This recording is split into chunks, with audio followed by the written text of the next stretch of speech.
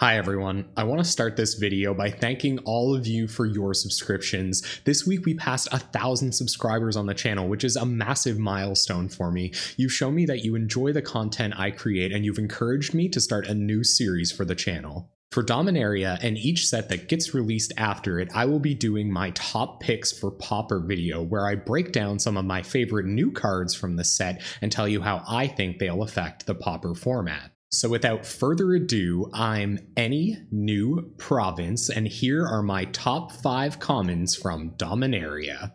Number 5, Artificers Assistant. Artificers Assistant has the kind of ability that doesn't show up at common very often. It is a unique effect that you can build your deck around and trigger numerous times. In Standard, you have lots of options for historic cards, but in Pauper, this keyword only really represents artifacts. I guess if you're playing paper and it's legal, you could also cast a few legendary common creatures, but I don't know if I could recommend that. We should expect to see some players slot this card into their favorite eggs decks right away, especially considering we just got a cool new toy with Drafna's Restoration. A scry and a draw with each egg played may be just what this deck needs to filter its draws and combo off with reasonable consistency. Aside from eggs, you could simply take advantage of this card being an evasive 1-drop by using it to sneak in Ninja of the Deep Hours on turn 2, or carry your Bone Splitter after getting a bit of extra value out of casting it. This is probably the best way to use Artificer's Assistant because it isn't an all-in strategy and it has Ninja of the Deep Hours. Number 4, Arcane Flight. It's almost a shame that the warm fuzzy feeling I get from looking at this art will soon be replaced with foreboding doom. The only thing worse than a slippery boggle is an evasive one, and I think Laganaban Trailblazer has been looking for an excuse to skew blue. An interesting argument against this card is that Cartouche of Knowledge already exists and replaces itself, which cushions the blow of a timely Diabolic Edict from your opponent. That means the extra +1/+1 at a 1-mana discount has to be worth the risk of a 2-for-1, or that we're reaching a critical mass of auras with this ability, leading to interesting new interactions. It's always difficult to evaluate an aura because it always comes as a package deal. Seeker of the Way and Fencing Ace would both look great in a new set of wings, and I'm looking forward to seeing who wears them better. Number 3, Vicious Offering.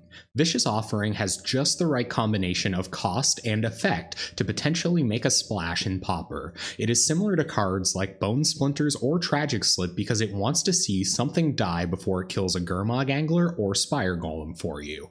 While Vicious Offering fits nicely in Aristocrats decks that like to kill their own creatures, the unkicked mode of this spell can still kill problematic creatures as well as a Disfigure. Don't sleep on the fact that this spell is instant speed either. This opens it up to interesting interactions with cards like Mesmeric Fiend, where you can strip your opponent's hand of an important card for good while removing one of their onboard threats. Evoking a Muldrifter to use as sacrifice fodder helps you kick Vicious Offering while putting 2 new cards in your hand. This is a healthy bit of card advantage, but I mostly like the interaction because it involves Muldrifter.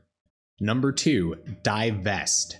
Divest is a great addition to the Pauper format. Black does already have access to Ostracize and Distress, but Divest does a bit more for its cost and is uniquely powerful in the current Pauper meta. Many Pauper decks play powerful creatures that are hard to interact with once they hit the battlefield. Once Spellstutter Sprite resolves, it's already done its job by countering one of your spells. Divest helps to pick the Spellstutter out of your Delver opponent's hand before it can break up your plan. Another reason why Divest is so strong is because it can pick land drops out of the hand of Boros Monarch or Affinity. In a similar way, you can also try to disrupt Tron's mana by grabbing their Prophetic Prism or Expedition Map. Divest will rarely be starved for a target, and I have vested interest in putting this card in the main deck of my mid-range black-based decks. Number 1, and my favorite card from Dominaria for the Pauper format, Adventurous Impulse. My first read of this card made me commune with a stirring in my gut about other similar cards played in green decks that cost 1 mana. These cards dig a bit deeper but lack selection. Adventurous Impulse can find you creatures like Burning Tree Emissary or Nettle Sentinel, but the consensus seems to be that this card will be best for two-colored decks of the future. Adventurous Impulse is similar to Ponder or Preordain on turn 1 in the sense that it can massively improve a sketchy keep by finding your second land drop and sometimes even fixes your mana. It's safe to say that this is a strong card, but where it finds a home is still a mystery. Personally, I'd love for a Selesnya mid-range deck to find the foothold it's been adventuring in search of.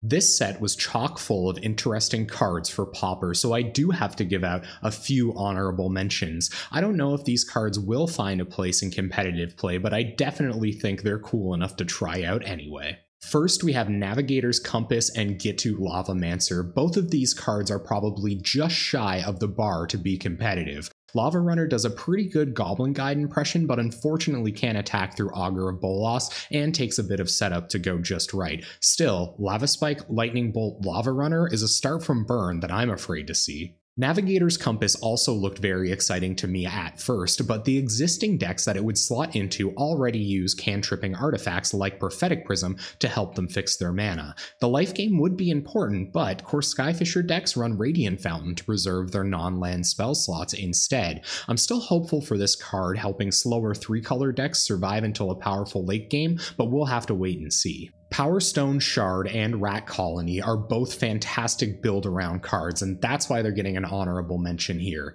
They both want you to get a critical mass of the same card on the battlefield to produce explosive effects. These cards suffer from things like Echoing Decay and Echoing Truth being popular sideboard options that represent pretty big blowouts, but I think it's worth it to give them a try and have a ton of fun doing it. Finally, Demonic Vigor and Gitu Chronicler get an honorable mention for doing something unique for their color and cost.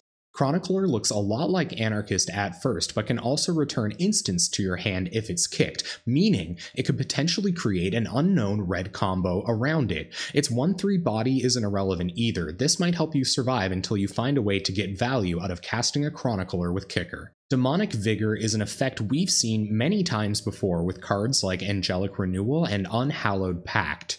Demonic Vigor is unique in the sense that it only costs a single black mana. It's also a permanent, which helps to recur it from your graveyard, creating interesting, mana-efficient possibilities for a deck that's built around auras. And there you have it, my top 5 and favorite cards from Dominaria for the Pauper format. You should let me know in the comment section down below if this is the kind of content you want to see on my channel. While you're down there, if you consider liking the video and subscribing to the channel, I'd seriously appreciate it. Before I go, I just want to let you know that we're going to be live at twitch.tv/AnyNewProvince every Monday and Tuesday night at 7 p.m. Atlantic time, playing janky and competitive Pauper decks. Thank you so much for watching. I hope you enjoyed this top 5, and hopefully I'll see you on Monday and Tuesday night.